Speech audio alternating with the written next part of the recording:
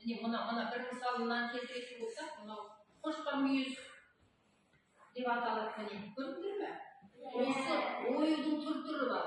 Міне мысалы үшін кеудесінде салғанда ою, міне де ою, киімге де салынады, сырмаққа да салынады, көрпеге де, жастыққа да бәріне осындай оюлар салынады. Қазақтың ұлттық оюы. Міне мысалы үшін мына көрпешеге мынаны орналастыру үшін міне былай орналасады. Көрдіңдер ме балалар? Мына бір кішкентай қазақтың көп ою салынған көрпешесі болды. Көрдіңдер ме балалар? Қошқан мүйіз ою деп аталады. Түсінікті ғой? Былай қояйық.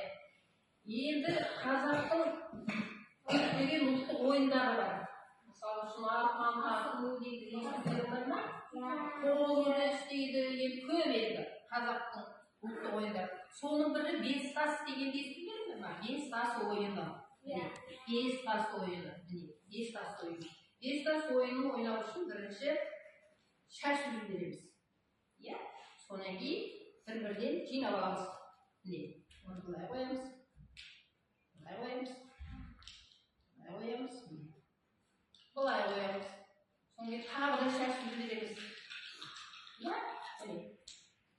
Енді екі-екіден аламыз. Осыны. Екеуі былай қоямыз. Тағы да.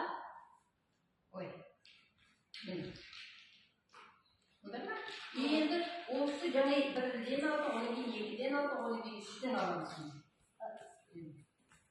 Ол үшін бірінші бірден аламыз, соң кейін үшеуін аламыз. Жаңа екіден алып қой. Енді міне. Аламыз, екі мәрі көріміз керек. Түсінікті ме? Осылай ақырай ойындар жалғаса береді. Өте жақсы екен әже. Осы ойынды мен ойнап көрсеткен көрейік балалар. Егер де мен ойнай алсам, сендерге бес тас ойын үйретеміз, ойнап. Әміре отыра болмай. Қане көрейік. Бірден аламыз, бірінші. Алынбай қалса қайтадан алуға болады ғой, әже? Олар кешірім дейді. Бірден алып, енді екіншісін көрейік. Ойнай аламын. Бұлар басты береміз автор дейді, ойнай аламын екен балалар?